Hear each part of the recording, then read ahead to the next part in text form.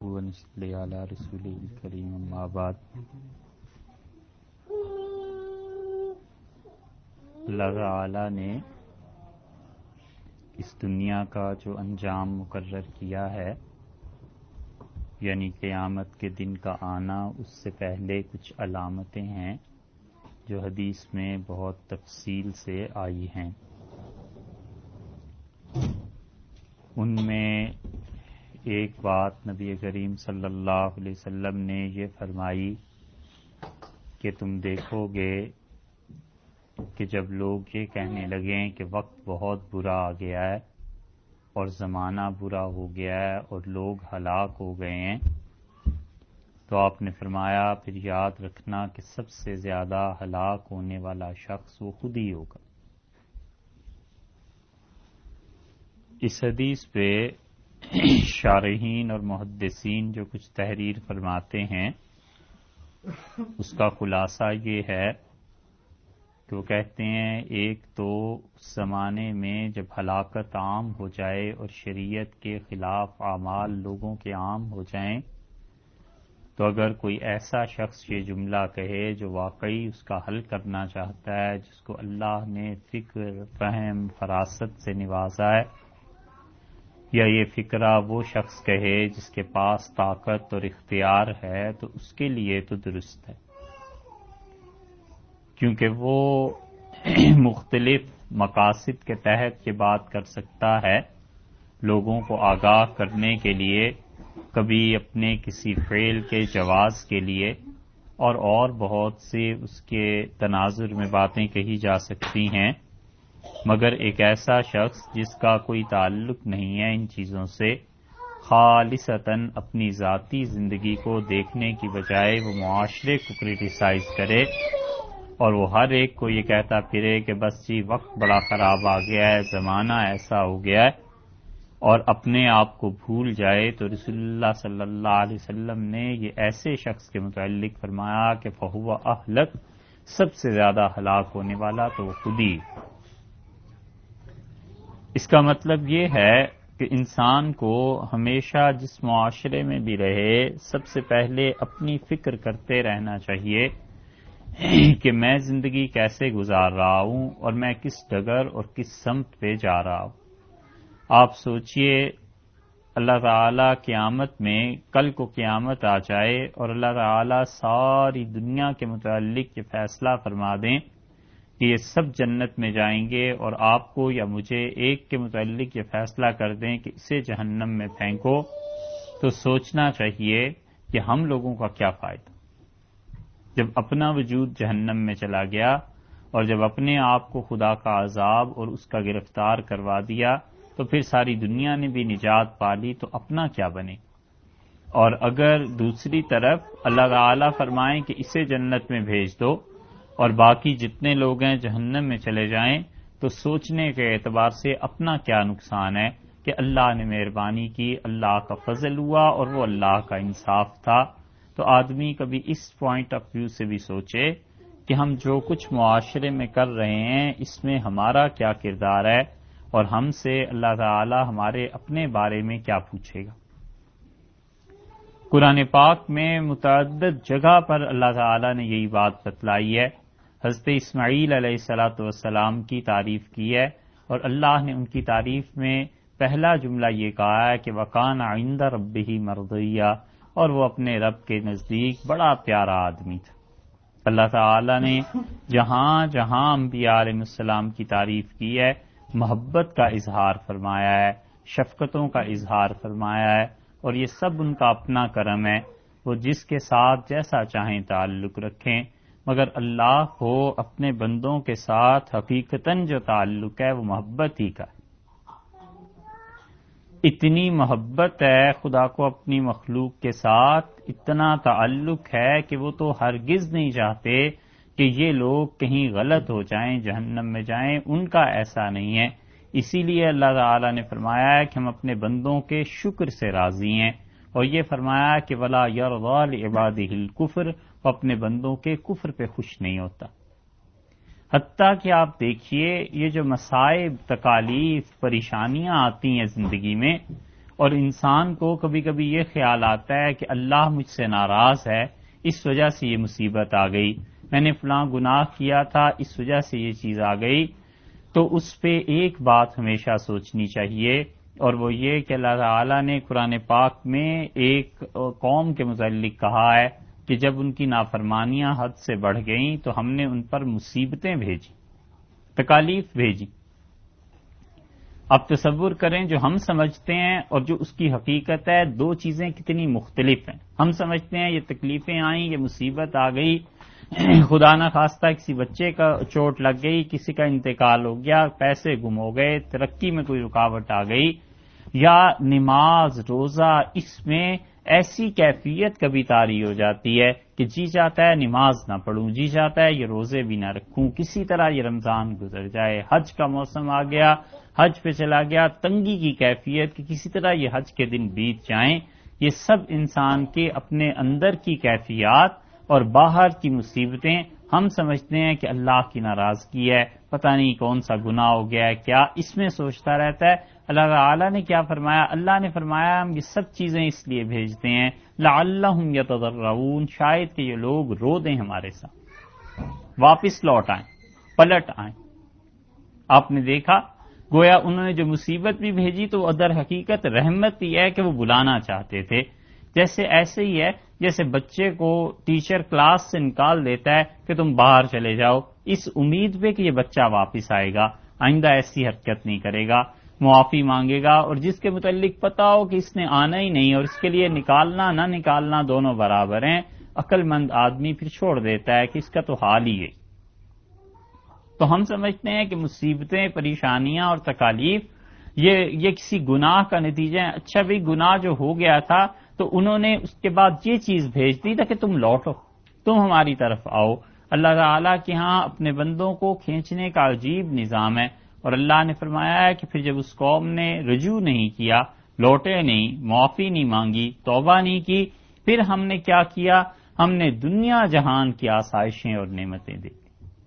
اب دوسری چیز آپ نے دیکھی، کسی انسان کو دنیا کی نعمتیں مل جائیں، گھر مل جائے، گاڑی مل جائے، شادی اچھی جگہ پہ ہو جائے، پیسے آ رہے ہوں، وہ سمجھتا ہے مجھ پہ شاید اللہ کا انعام ہو گیا ہے۔ اللہ نے فرمایا ہم نے ہر چیز دے دی، ہم نے کہا تم اتنا کچھ لے لو جتنا تمہارا جی چاہے، اور یہاں تک کہ اس مستی میں ڈوب گیا اور اچھی طرح جب خوش ہو گئے تو اللہ نے فرمایا خذناہم بغتۃ، ہم نے اچانک انہیں پکڑ لیا اور وہ توبہ کی بھی توفیق نہیں۔ تو جو کچھ ہم سمجھتے ہیں معاملہ کبھی اس کے بالکل برعکس ہوتا ہے، اس لیے اللہ کی رحمت جو ہوتی ہے کبھی کبھی وہ عذاب کی صورت میں پنہاں ہوتی ہے، یعنی بظاہر آدمی کو برا لگ رہا ہوتا ہے مگر حقیقت میں اللہ کی رحمت ہوتی ہے، اور اللہ تعالیٰ کی رحمت ہمیشہ رہتی ہے انسان پہ، انسان خواہ کسی حال میں ہو، کیسی نافرمانی کیوں نہ کرے، مالک کا کرم رہتے ہی۔ تو جن لوگوں کے ساتھ خاص طور پہ اللہ نے انہیں بھیجا دنیا کی رہنمائی کے لیے، ان لوگوں کے ساتھ خاص محبت کا بھی تعلق تھا، اور قرآن پاک میں کئی جگہ اظہار فرمایا ہے۔ حضرت موسیٰ علیہ الصلوۃ والسلام کے متعلق آیا ہے کہ ہم نے ان سے کہا کہ وَاصْطَنَعْتُكَ لِنَفْسِي، اور ہم نے تو تمہیں پیدا ہی اپنے لیے کیا تھا۔ کسی کو یہ کہنا حق تعالی شانہ کا کتنا بڑا اعزاز ہے۔ تو اسماعیل علیہ السلام کے متعلق کہا کہ کان عند ربہ مرضیہ، وہ اپنے پروردگار کے نزدیک بڑا راضی کرنے والا، بڑا محبوب بندہ تھا۔ کیوں؟ اس کا کیا عمل تھا؟ اگلی آیت میں آیا ہے کہ کان یأمر اہلہ بالصلاۃ، وہ اپنے گھر والوں کو نماز کا کہتا تھا، وہ اپنے گھر والوں کو کہتا تھا نماز پڑھا کرو، اور یہی چیز رسول اللہ صلی اللہ علیہ وسلم میں تھی۔ حضرت عائشہ رضی اللہ عنہا فرماتی ہیں کہ رسول اللہ صلی اللہ علیہ وسلم ہمیں کہتے تھے کہ نماز پڑھو، اور جب گھر میں تشریف لاتے تھے تو پوچھ لیتے تھے کہ نماز پڑھ لی، یعنی نرمی سے، آسانی سے، کوئی سختی نہیں ہے، مگر یہ کہ نماز پڑھنے کا حکم فرماتے تھے۔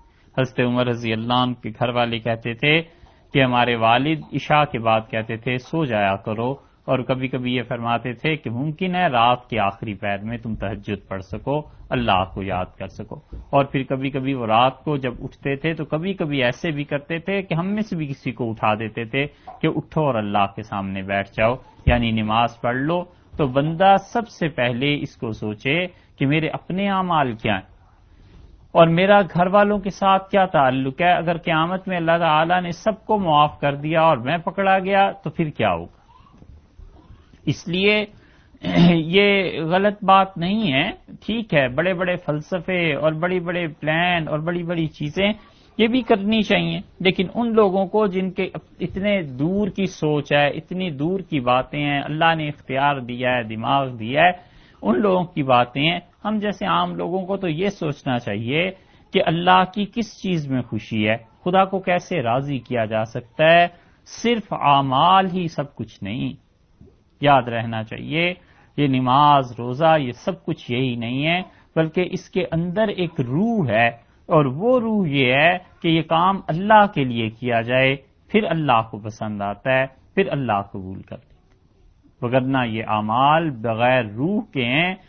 قیامت میں اللہ تعالیٰ کیا اعمال جب پیش ہوں گے تو اسے مثال سے ہم عرض کریں، وہاں ایک اور ویڈیو بھی چل رہی ہوگی۔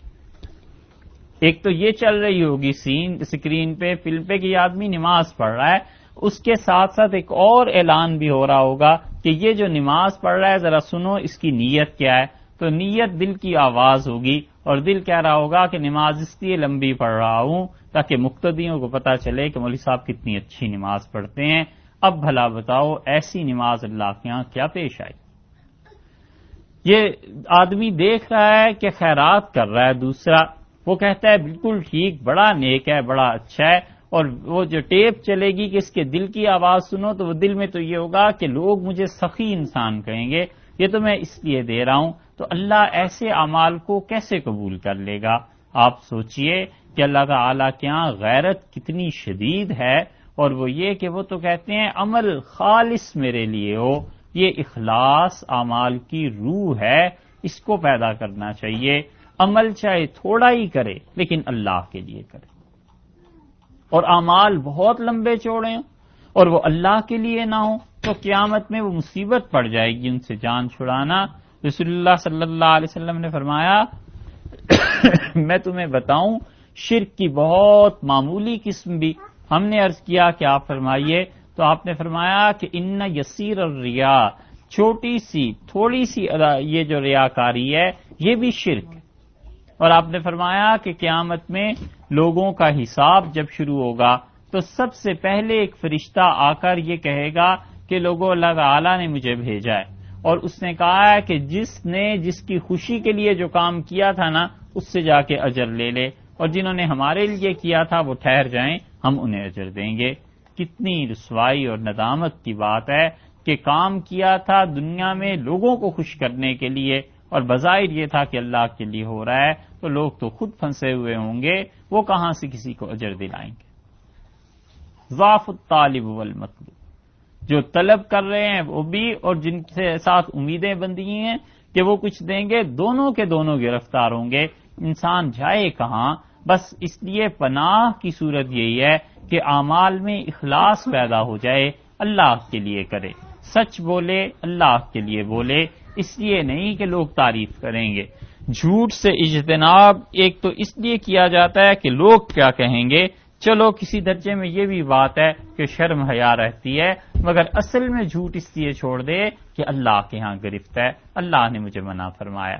تو نتیجہ یہ نکلے گا کہ آدمی جب سوچتا رہے گا کہ اللہ کا حکم کیا ہے تو آہستہ آہستہ آہستہ آہستہ اخلاص کی طرف چلتا رہے گا۔ یہ سارے اخلاص کی ابتدا اور انتہا دونوں کا تعلق بس ایک چیز سے ہے، اور وہ انسان کی نیت۔ اسے درست کر لے، بس اتنی سی بات ہے کہ نیت درست ہو جائے، سارا اخلاص اسی میں پوشیدہ ہے۔ کھانا کھایا ہے اگر اس نیت سے کہ اس سے لطف اور مزہ حاصل ہو، ٹھیک ہے، جائز ہے، مباح چیز ہے، کوئی حرج نہیں۔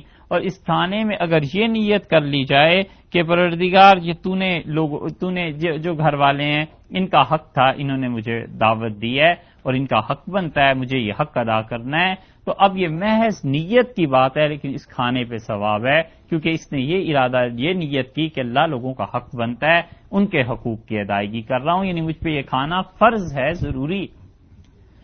ذرا سی نیت کی تبدیلی سے کہاں بات پہنچ جاتی ہے۔ رسول اللہ صلی اللہ علیہ وسلم نے اسی لیے صحابہ کرام رضی اللہ عنہم سے کہا کہ تم میں سے جس کے پاس 2 کھجور کے درخت ہیں اسے چاہیے کہ ایک درخت اپنے بھائی کو دے دے، اور جس کے پاس 2 سواری کے جانور ہیں اسے چاہیے کہ اپنے بھائی کو دے دے۔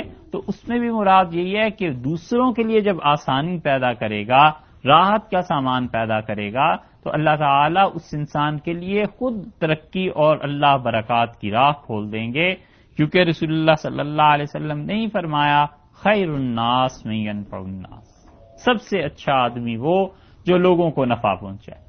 اب لوگوں کو نفع پہنچانا اگر اس نیت سے ہو کہ لوگ میری تعریف کریں تو وہ اعمال جو کیے تھے وہ سب اکارت ہو گئے، سب ختم ہو گئے۔ اور لوگوں کو نفع پہنچانا اس نیت سے کہ لوگوں سے مجھے کچھ کل کو ووٹ مل جائیں، کل کو کنبہ قبیلہ میری مدد کرے، کل کو ایسی چیزیں آ جائیں، یہ سب چیزیں ایسی ہیں جو رہ جانے والی ہیں، اور ساتھ انسان کے اس کے اعمال چلے جائیں گے اور پتہ چل جائے گا کہ کیا ہوتا ہے۔ قیامت تو دور کی چیز ہے، مرنے کے وقت حدیث میں آیا ہے کہ جب کسی انسان کا انتقال ہوتا ہے تو اللہ کے فرشتے آ جاتے ہیں اس میت کے ساتھ اور وہ باتیں کرتے ہیں، تو رسول اللہ صلی اللہ علیہ وسلم نے فرمایا تقول الملائکہ، اللہ کے فرشتے بات کرتے ہیں اور کہتے ہیں کہ ما قدما، اس شخص نے آگے کیا بھیجا، اس کے اعمال کون سے ہیں جو اللہ کے آگے۔ اور آپ نے فرمایا یقول بنو آدم، اور آدم علیہ السلام کے بیٹے کہتے ہیں کہ ما خلفا، پیچھے کیا چھوڑ کے گیا ہے دنیا۔ مطلب یہ کہ خاندان یہ سوچتا ہے کہ وراثت کیا تقسیم ہوگی، اور فرشتے یہ بات کرتے ہیں اس نے اللہ کے ہاں کیا بھیجا ہے، آخرت میں کیا۔ تو آخرت میں وہ چیز کام آئے گی جو خالصتاً اللہ کے لیے کی ہو، اور وہ جب ہے جب نیت درست ہو۔ اگر دیکھیے نیت یہ ہے کہ اللہ کے لیے اس شخص کے ساتھ نیکی کر رہا ہوں، کل کو وہ آدمی برائی کرے تو کوئی ملال نہیں ہونا چاہیے، یہ نہیں آنا چاہیے کہ میں اس کے ساتھ نیکی کرتا رہا ہوں، اس نے مجھے اجر کیا دیا، ارے اللہ کے لیے نیکی کی تھی، اجر تو ہمیں اللہ سے لینا ہے۔ ہاں قدرتی طور پہ انسان ہونا، بشر ہونے کی وجہ سے جو ملال آتا ہے اس کی کوئی ممانعت بھی نہیں ہے، مگر یہ کہ آدمی سوچے اللہ کے لیے نیکی کی تھی، مجھے تو اللہ سے اجر لینا ہے، میں اپنی نیکی کا عوض اور اجر کیوں لوں۔ بہت مرتبہ ایسے ہوتا ہے کہ شیطان نیکی کو ضائع کرا دیتا ہے، پیسے بھی خرچ کر دیے، کسی کی مدد بھی کر دی، کسی کو کسی جگہ پر چھوڑ آئے، کسی کو دوائی لا کے دے دی، کسی کی سفارش کر دی، یہ سب نیکی کے کام، اور اس کے بعد کیا ہوا، جب موقع آیا تو گنوا بھی دیا کہ فلاں نیکی ہم نے آپ کے ساتھ کی تھی، لو ایک جملے میں شیطان نے ساری کی ساری کسر پوری کر دی، وہ محنت مشقت جو ہوئی تھی وہ علیحدہ رہی، اور اس جملے نے ساری محنت کو بھی خراب کیا، آخرت میں بھی کچھ نہیں ملے گا۔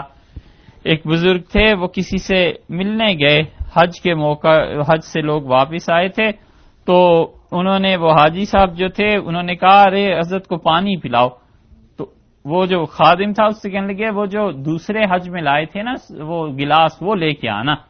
تو بزرگ انا اللہ پڑھ کے اٹھ کے انہوں نے کہا سبحان اللہ، ایک گلاس پانی پلانے میں 2 حج تو یوں ہی برباد ہو گئے۔ مطلب اس گنانے کی ضرورت کیا ہے، آخر کہ دوسرا حج تھا کہ تیسرا حج تھا، اس طرح شیطان برباد کر دیتا ہے۔ بات بظاہر چھوٹی سی ہے، لیکن یہ کہ انسان نے کیا کیا، آگ لگا دی۔ اللہ کی ذات بڑی غیور ہے، بہت غیرت والی ہے، وہ قطعاً سرے سے برداشت ہی نہیں کرتی کہ جو عمل اس کے لیے کیا جائے کسی اور کا بھی حصہ اس میں آ جائے۔ حدیث میں یہ آیا ہے انا اغنی عن شرک الشرکاء، میں جو لوگ میرے ساتھ کسی کو شریک بناتے ہیں میں سب سے بے نیاز ہوں۔ تو یہ اخلاص آتا اس وقت ہے جب انسان کی نیت درست ہو جائے، تو اس نیت کا اہتمام سے جائزہ لیتا رہے۔ اس کا حل یہ نہیں ہے کہ آج نیت درست کر لی تو اب کل سے بالکل ولی اللہ ہی بن گئے، بلکہ آہستہ آہستہ آہستہ آہستہ انسان جائزہ لیتا رہے کہ میں نے کس کام میں کیا نیت کی تھی۔ صبح گھر سے نکلا ہے، 1 منٹ 10 سیکنڈ کے لیے رک کے سوچ لے کدھر جا رہا ہوں، اللہ آپ نے یہ ضروری قرار دیا ہے کہ میں اپنے گھر والوں کے لیے حلال کا رزق مہیا کروں، اس کے لیے جا رہا ہوں۔ 8 گھنٹے جاب میرا، یہ نیت اس کی ٹھیک تھی، اس 8 گھنٹے کا بھی ثواب اللہ کے یہاں ملے گا۔ اللہ کو بھی معلوم ہے کہ یہ میرا بندہ میرے ہی کام میں نکلا ہوا ہے، اس نے میرے لیے یہ کام کیا ہے، میرا حکم پورا کیا ہے۔ اب بار بار آدمی جب سوچے گا نا تو پھر آٹومیٹیکلی ایسے ہو جاتا ہے کہ چیزوں میں نیت کی اصلاح ہونا شروع ہو جاتی ہے، نیت صاف ہونا شروع ہو جاتی ہے۔ سوتا ہے انسان، سب سوتے ہیں، لیکن 5 سیکنڈ میں یہ آدمی سوچ لے کہ خدایا اس لیے سوتا ہوں کہ آپ نے میرے جسم کا بھی کچھ حق مجھ پہ رکھا ہے، تو اللہ اس لیے سوتا ہوں کہ جسم کا حق پورا ہو جائے۔ 6 گھنٹے سوتا ہے، ویکینڈ پہ 10 گھنٹے سوتا رہے، نیت اس انسان کی صاف ہے، یہ اسے سونے پہ بھی ثواب ملے گا۔ اب یہ اتنا اب دیکھیے خدا کے ساتھ خالص تعلق ہے کہ کسی کو پتہ بھی نہیں کہ یہ کیا کام کر رہا ہے کیا نہیں کر رہا۔ لوگ تو یہی سمجھیں گے کہ سو رہا ہے، مگر اللہ جانتا ہے کہ یہ کیوں سو رہا ہے، کس نیت سے سو رہا ہے۔ ریاکاری بھی نہیں، گناہ بھی نہیں، کچھ بھی نہیں، بس ٹھیک ہے وہ آدمی سویا ہوا ہے، یہ اس کا حق تھا جو اس نے اپنے جسم کے لیے پورا کیا ہے۔ یہ اللہ کے ساتھ تعلق کی دلیل ہے۔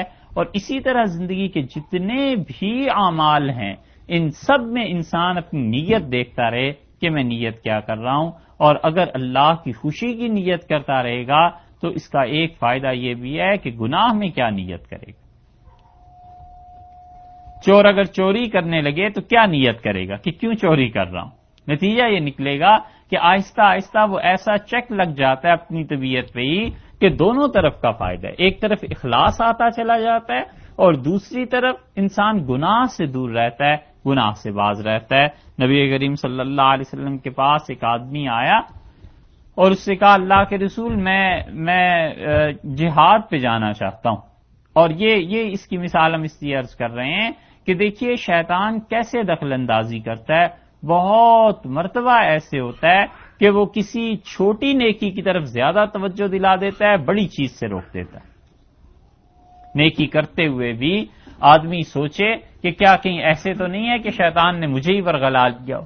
مثلاً بچہ ہے اور ڈر ہے کہ وہ کہیں بجلی سے چمٹ جائے گا، کہیں ہیٹر میں ہاتھ دے دے گا، اب یہ کہتا ہے میں نماز پڑھتا رہوں، تو وہ نماز اللہ کے ہاں پوچھ ہو جائے گی کہ وہ جو اس کا ہاتھ چل گیا اس کا کیا کیا، نماز توڑ کے اس بچے کو بچانا ضروری تھا، فرض تھا۔ تو اس طرح ہوتا ہے۔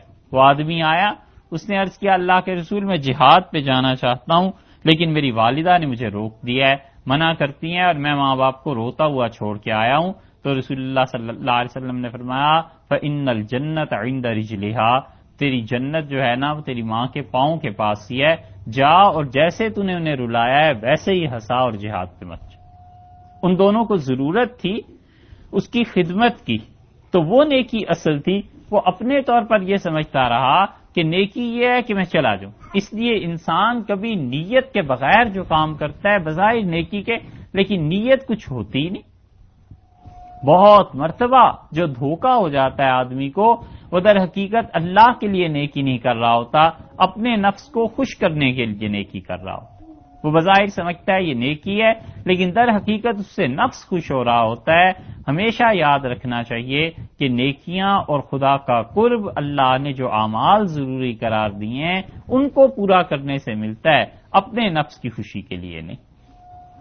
اس کی کئی مثالیں ہیں، آپ دیکھیے گھر میں کوئی بیمار ہے، کوئی لے جانے والا نہیں ہے، ہاسپٹل پہنچانے والا نہیں ہے، اور کوئی تڑپ رہا ہے درد کی وجہ سے، اور ان کے ذہن میں یہ ہے کہ یہ جو 20 میل پہ مسجد ہے نا، جمعہ تو بس وہیں پڑھنا ہے آج جا کے، اور جمعہ ضروری ہے، اس پہ چاہے کچھ بیت جائے تو وہ جمعہ اور وہاں دوستوں سے ملنا اور ان کی خوشی، اور یہ کہ یار بڑا نمازی ہے، بہت ماشاءاللہ جمعہ کبھی نہیں چھوڑتے، یہ سارے فکرے اور ساری نماز اس کی علیاذ باللہ اگر رد کر دی جائے تو پھر کیا ہوگا؟ اس کی وجہ یہ کہ شریعت نے یہ کہا تھا کہ اس کا حق کا خیال کرو اور اس کی دوائی دارو علاج کرو اور ظہر پڑھ لینا جمعے کی بجائے۔ یہ ہیں ایسی نیکیاں جن سے انسان کا نفس خوش ہو جاتا ہے، اور آدمی سوچتا ہے کہ میں نے تو بہت کام کیا، جماعت سے نماز پڑھا، پابندی کی، اس میں شبہ نہیں ہے کہ وہ سنت موقدہ اور ضروری چیز ہے، مگر اس وقت جو چیز فرض تھی اس کا کیا کیا؟ یہاں پر یہ بھی ہو جاتا ہے، اعتدال رہنا چاہیے ہر چیز میں۔ کئی مرتبہ ایسے ہوتا ہے، دیکھو بھائی سوچنے کی بات ہے، برا ماننے کی نہیں، گھر والی ہیں، خواتین ہیں، ہندوستان سے پاکستان سے کہاں سے شادی کر کے لے آئے، نہ یہاں اس کے کوئی رشتہ دار، نہ اپنے کوئی رشتہ دار، نہ کوئی فیملی، نہ کہیں آنا جانا۔ اب اس کو 24 گھنٹے اسی فضا میں مقید رکھنا گھر میں، جیسے اس کا کوئی دل نہیں، جیسے اس کا کوئی پرسان حال نہیں ہے۔ یہ ایسا حق ہے جو کبھی کبھی ختم کر دیتا ہے آدمی، اور اللہ کے ہاں اس پہ پرسش ہوگی، خدا کے ہاں پوچھ ہوگی کہ اس نے بھی باہر جانا تھا، اس کا بھی تمہاری طرح جی چاہ رہا تھا، پھر کیا کیا؟ اب وہ کب تک ایک جگہ پر بند رہ سکتی ہے اور کب تک اس ایک ہی ماحول میں؟ یہ حقوق کا ضائع ہو جانا ہے، اور آدمی اس سے سوچتا نہیں ہے، وہ سمجھتا ہے نیکی کر رہا ہوں۔ اب وہ اپنے گھر والوں کو باہر لے کے گیا، نیت یہی تھی کہ خدایا اس کا یہاں کوئی نہیں ہے، آپ نے ان کا حق مجھ پہ رکھا ہے، اسی حق کو پورا کرتا ہوں۔ اس سیر پر جانے کے لیے بھی، اس ڈرائیونگ میں بھی خدا کی رضا اور قرب شامل ہے، کیونکہ اس انسان کی نیت یہی تھی۔ ایک صاحب کی شادی ہو گئی، اور نکاح کے شادی کے کچھ دن بعد حضرت عمر رضی اللہ عنہ نے دیکھا بالکل ایسے ہی جیسے عام کپڑے گھروں میں پہنتے ہیں، تو حضرت عمر رضی اللہ عنہ نے کہا تمہاری شادی نہیں ہوئی تھی چند دن پہلے؟ اس نے کہا ہوئی امیر المومنین۔ تو حضرت عمر رضی اللہ نے درہ مارا اسے اور کہا اچھے کپڑے پہنا کر۔ تو وہ اچھے کپڑے پہن کے آیا، پھر اس سے کہا مجھے حضرت آپ نے کیوں مارا تھا، وجہ کیا تھی؟ تو کہنے لگے جب تمہاری شادی ہوئی ہے تمہارا جی نہیں چاہتا کہ گھر جاؤ اور تمہاری بیوی نے اچھے کپڑے پہنے ہوئے ہوں، اس کے نئی شادی کے دن ہے؟ انہوں نے کہا میرا جی چاہتا ہے۔ تو فرمایا ان عورتوں کے بھی دل ہوتے ہیں یا نہیں؟ یہ تم نے کیا کیا؟ یہ وہ چیز ہے۔ اور ایک آدمی کو نصیحت کرتے ہوئے حضرت عمر رضی اللہ عنہ نے بڑی عجیب بات فرمائی، انہوں نے کہا یہ جو ظاہر میں لباس تم ایسا پہنتے ہو نا کہ تم بہت زیادہ متقی پرہیزگار نظر آؤ، فإن الزہد ہا ہونا، زہد اور بے رغبتی یہاں سینے میں ہوا کرتی ہے، کپڑوں سے فرق نہیں پڑتا۔ یہ سب نیت کی چیزیں کہ انسان نیت کیا رکھے ہوئے ہے، نیت کیا کرتا ہے۔ نبی کریم صلی اللہ علیہ وسلم نے کوئی زندگی کا شعبہ ایسا نہیں ہے جس میں رہنمائی نہ فرمائی ہو۔ آپ نے فرمایا اللہ نے کسی انسان کو اچھے کپڑے پہننے کے لیے دیے اور اس نے اس نیت سے چھوڑ دیے، اس ارادے سے کہ کہیں اور لوگوں کے لیے پریشانی کا سبب نہ ہو۔ مثلا امریکہ سے گیا اور بہترین کپڑے اس نے پہنے ہوئے اپنے محلے میں، جبکہ قرب و جوار میں سب غریب لوگ رہتے ہیں، تو آدمی کو خیال آتا ہے کہ اتنے اچھے کپڑے پہنوں گا، اللہ نے اگرچہ بہت کچھ دیا ہے لیکن لوگوں کے دل میں زحمت ہوگی، لوگوں کو شرمندگی ہوگی۔ فرمایا جس نے اس لیے چھوڑ دیے، اللہ قیامت میں وعدہ ہے خدا کا اس کے ساتھ کہ جنت میں سے 100 جوڑے سامنے اس کے رکھ دے گا کہ تو جو چاہے اس میں سے پہن۔ اب یہ نیت کی بات ہے کہ اس نے اچھے کپڑے پہنے کس نیت سے، اور اچھے کپڑے چھوڑ دیے کس نیت سے اس نے چھوڑ دیے۔ یہ سب چیزیں اکابر جو تھے بزرگ، ان کی زندگیاں ایسے ہی تھیں، ان کے ہاں علم چاہے تھوڑا ہوتا تھا مگر عمل ان کے بڑے ہوئے تھے، اور عمل میں بھی اخلاص، تقوی، للہیت، اللہ کے ساتھ تعلق بہت بڑا ہوا تھا۔ مولانا سید اصغر حسین صاحب رحمۃ اللہ علیہ ایک بزرگ تھے، دیوبند میں رہتے تھے، اور سارے لوگوں نے وہ جب گرمیاں آتی تھیں، برسات کا موسم آتا تھا تو وہ شاگرد آ جاتے تھے کہ حضرت چھت پہ مٹی ڈلوا لیں اور گھر میں مٹی آ جائے، اور بارش ہو گئی ہے یہ نہ ہو وہ نہ ہو، تو وہ سب کو مل جل کے مٹی ڈال دیتے تھے۔ ایک مرتبہ کسی نے عرض کیا کہ حضرت یہ ہر سال جو اتنے پیسے مٹی پہ لگتے ہیں، اتنے آدمی آتے ہیں، اللہ نے اب آپ کو بہت کچھ دے دیا ہے، اب آپ پکا گھر بنوا لیجئے، تو چپ ہو گئے۔ پھر کسی نے عرض کیا، مفتی صاحب جو تھے دارالعلوم کے، انہوں نے ایک مرتبہ کہا کہ حضرت بہت سال ہو گئے، اب تو پکا ہی گھر بنوا لیجئے کیا؟ تو کہنے لگے میاں پکا گھر تو ہم بنوا لیں، اللہ نے وسعت اور گنجائش بھی دی ہے، لیکن خیال میں یہ آتا ہے کہ سب بستی میں کچے مکان ہیں، ہم نے پکا بنا لیا تو 2 مصیبتیں ہو جائیں گی، ایک تو ان کا دل دکھے گا اور اللہ کو اس کا جواب کون دے گا، اور دوسرے حسرت بھری نگاہیں جو اٹھیں گی، کوئی نظر لگ گئی تو پھر کیا ہو۔ اتنے محتاط تھے اپنے کاموں میں کہ ہم کوئی ایسا کام نہ کریں جس سے کسی کی عزت نفس کو نقصان پہنچے، کسی کو ٹھیس پہنچے، کسی انسان کا اندر متاثر ہو اور اس انسان میں خام خواہ بیچارے میں اللہ سے شکایت شکوہ علیہ باللہ کوئی ایسی چیز پیدا ہو۔ ایسے لوگ تھے محتاط، نیتیں اصل میں ان کی درست تھیں، نتیجہ یہ کہ اللہ کی طرف سے مدد بھی ہوتی تھی۔ اسی لیے رسول اللہ صلی اللہ علیہ وسلم نے فرمایا نا کہ اعمال کا دار و مدار لوگوں نیتوں پر ہے، نیت میں اخلاص چاہیے، حتیٰ کہ کسی کو فرض کیجئے تھپڑ بھی مارنا ہے تو اس کے لیے بھی اخلاص چاہیے، اخلاص کے ساتھ مارے کہ اللہ نے اس کے لیے یہی علاج رکھا ہے یا اس کو سمجھانا چاہیے۔ ایک صاحب کو اسلام پہ بڑے شبہات تھے، وہ کہتے تھے کہ میں تو بالکل مرتد کافر ہو گیا تھا ذہنی طور پہ، خدا کو، رسول صلی اللہ علیہ وسلم کو، سب کو، کسی کو نہیں مانتا تھا، لیکن زبان سے اظہار بھی نہیں کر سکتا تھا۔ تو میرے خیال میں یہ آیا کہ کسی سے جا کے اللہ کے کسی نیک بندے سے بات کرنی چاہیے، تو مجھے کسی نے کہا کہ تھانہ بھون چلے جاؤ۔ تو کہتے تھے میں تھانہ بھون گیا اور مولانا اشرف علی صاحب تھانوی رحمۃ اللہ علیہ کچھ چیز لکھ رہے تھے، بیٹھے ہوئے تھے، تو حضرت کے یہاں یہ نہیں تھا کہ ہر کوئی ملنے چلا آ رہا ہے، بہت وقت کی پابندی، سب چیزیں تھیں، وہ وقت طے ہوا تھا. کہنے لگے جب میں پہنچا تو حضرت نے فرمایا فرمائیے آپ کو کیا کام تھا؟ ان کے حضرت کچھ سوال پوچھنے تھے. حضرت نے فرمایا کیا؟ تو اس نے کہا حضرت مجھے اسلام سے بہت نفرت ہے اور اسلام جو ہے اس متعلق دل میں بڑے شبہات ہوتے ہیں. حضرت تھانوی رحمۃ اللہ نے قلم تو رکھ دیا اور کھینچ کے ایک تھپڑ مارا اور فرمایا مردود نکل جائے یہاں سے، اسلام کو کوئی ضرورت نہیں تم جیسے نالائقوں کی، چلے جاؤ. تم نے اسلام چھوڑ دیا تو کہ اسلام ختم ہو جائے گا؟ نہ رہو مسلمان. وہ کہتے تھے تھانوی رحمۃ اللہ نے اتنی زور سے تھپڑ بھی مارا اور ڈانٹا بھی کہ میری ٹانگیں شل ہو گئیں، اٹھا نہیں، لیکن میں سوچ میں یہ پڑ گیا کہ مجھے اسلام پہ شبہ ہی کیا تھا. کہتے تھے اس تھپڑ نے ایسا علاج کیا کہ اب تک یاد ہی نہیں آتا کہ مجھے بھی اسلام پہ کوئی شبہ تھا. تو حضرت تھانوی رحمۃ اللہ علیہ سے کسی نے بعد میں دریافت کیا تو حضرت نے فرمایا ہم نے تو اللہ کے لیے تھپڑ مارا تھا بھائی. یہ ہے اللہ کے لیے مارا تھا نا، اس کا اثر کیا ہوا؟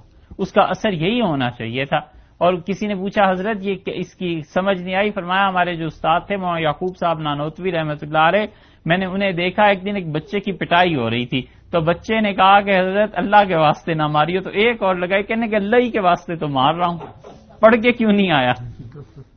اللہ ہی کے واسطے تو مار رہا ہوں. مارنے میں بھی اخلاص تھا کہ دیکھو اللہ کے لیے سزا دی جا رہی ہے. یہ چیزیں ہم میں سے کتنے ہیں جو اس میں فرق کرتے ہیں کہ یہ جو میں غصہ اس پہ اظہار کر رہا ہوں کہ اللہ کے لیے ہے یا اپنے نفس کے لیے. اسی لیے آپ سے ایک مسئلہ بیان کریں. ہمیں تو آج تک اس کا کوئی حل ملا نہیں بھی، نہ پڑھنے سے نہ سوچنے سے. آپ میں سے کسی کی نظر سے گزرا ہو تو ضرور بتائے. ہمیں نہیں سمجھ آئی آج تک کہ جو بچوں کو مارتے ہیں نا، اور اللہ کے لیے نہیں اپنے نفس کے لیے، مثلا بچے نے شرارت کر دی، غصہ آیا، 2 جھانپڑ لگا دیے، ادھر سے مارا ادھر پھینک دیا، فٹ بال ہی بن گیا بچہ. یہ جو نابالغ بچوں کو مارنا ہے، یہ اللہ کے یہاں پوچھ تو ہوگی کہ اسے کیوں مارا تھا. یہ تو طے شدہ بات ہے کہ قصور تو اس کا تھا، ڈانٹ دیا جاتا. اور تھپڑ جو مارا ہے یہ تو درست نہیں تھا. اب وہ نابالغ ہے، اگر وہ معاف بھی کر دے تو اس کی معافی کا اعتبار نہیں. چھوٹے بچوں کا کیا اعتبار ہے؟ نابالغ کی معافی کا اعتبار نہیں. اور پھر دوسری صورت کیا رہ جائے گی؟ اس کا بنے گا کیا؟ خدا کے یہاں پکڑ ہوگی؟ کیا ہوگا؟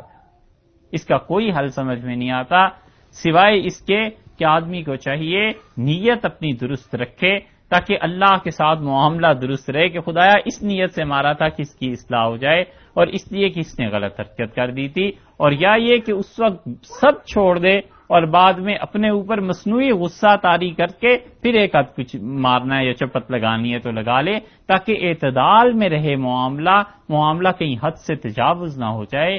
ہر ایک کے حقوق ہیں اور ہر ایک کے حقوق کے بارے میں پرسش ہو جائے گی. اور اصل مسئلہ وہی ہے کہ اخلاص کتنا تھا نیت میں، نیت کیا تھی کام کرنی.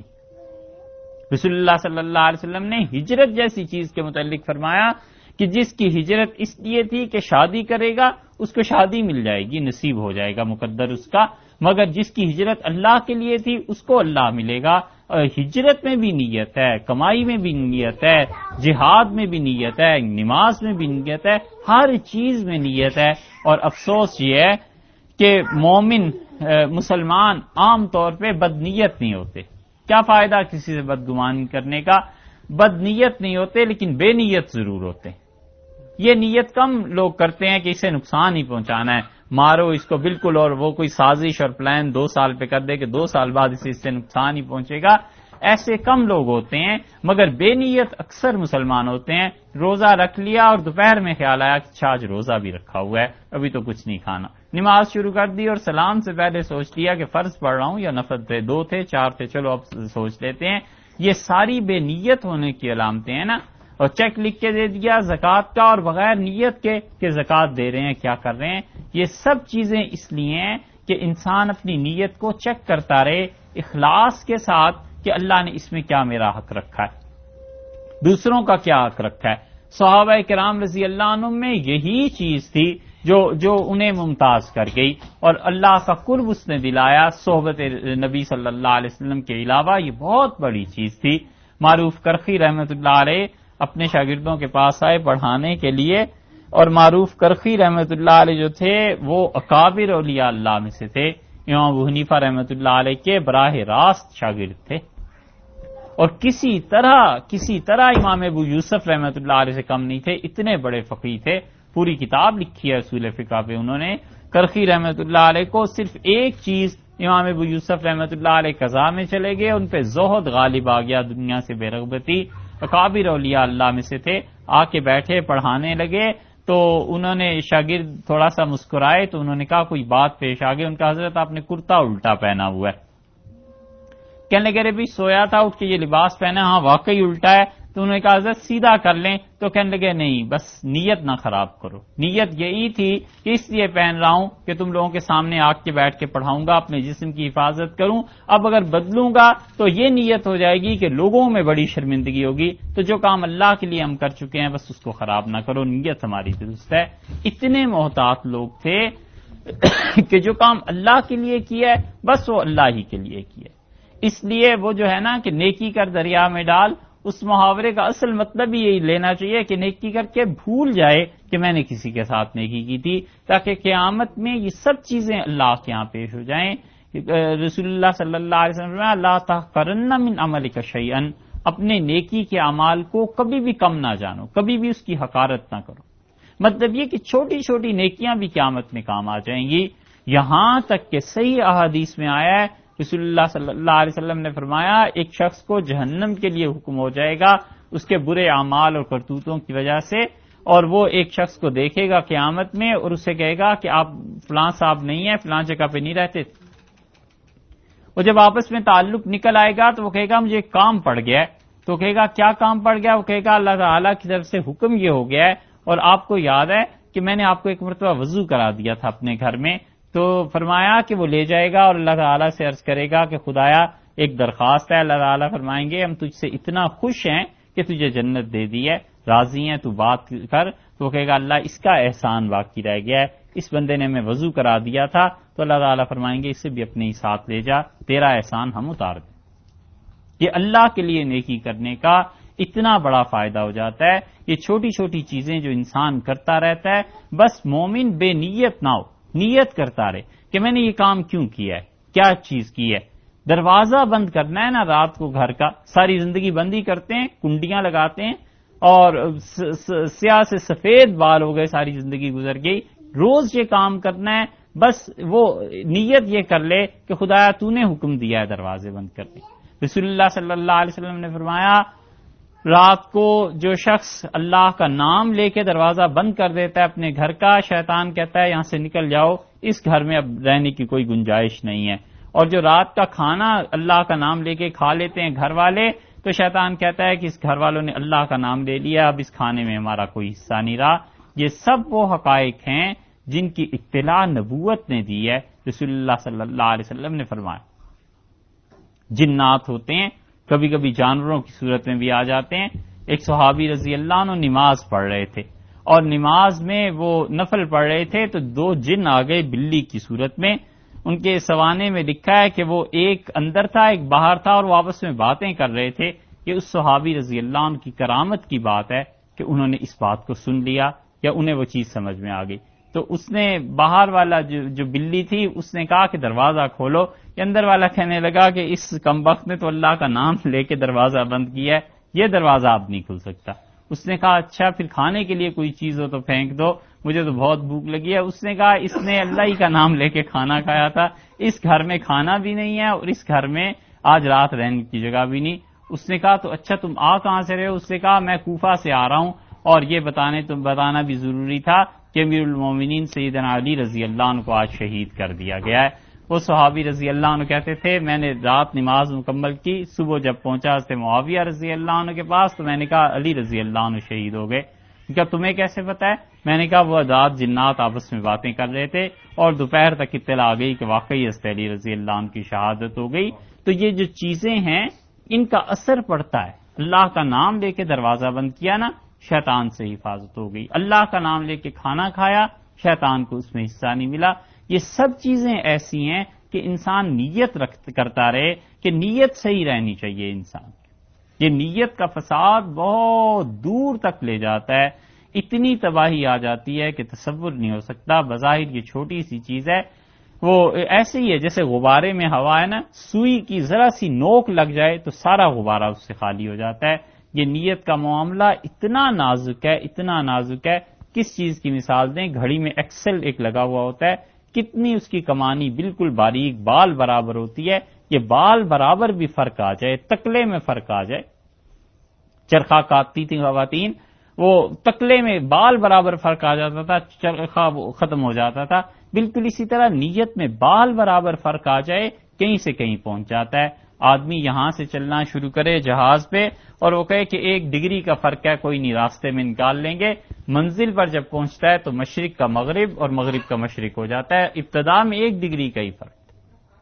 اسی طرح کسی انسان کی نیت میں گڑبڑ آ جائے الیاذ باللہ، کہیں سے کہیں بات پہنچ جاتی ہے۔ نیت کا اثر اتنا پڑتا ہے کہ کسی کے متعلق نیت خراب ہو جائے کہ یہ آدمی ایسا اور ویسا ہے، آپ دیکھیے چند دن میں اس سے تعلقات کا بگاڑ شروع ہو جاتا ہے، کیونکہ انسان کے ذہن میں خدا نے یہ صلاحیت رکھی ہے کہ نیتوں کی منتقلی ہوتی ہے، اور آدمی اپنے دل کو صاف رکھے، اسی طرح تعلقات اچھے بھی ہونے شروع ہو جاتے ہیں۔ یہ سب نیت ہے جو انسان کو درست کرنی چاہیے، اس سے ہی اخلاص پیدا ہوتا ہے، اور وہ اخلاص اعمال کی روح ہے، پھر ان کی وجہ سے اللہ کا قرب نصیب ہوتا ہے۔ اللہ آپ کو اور ہمیں صحیح عمل کی توفیق نصیب کرے۔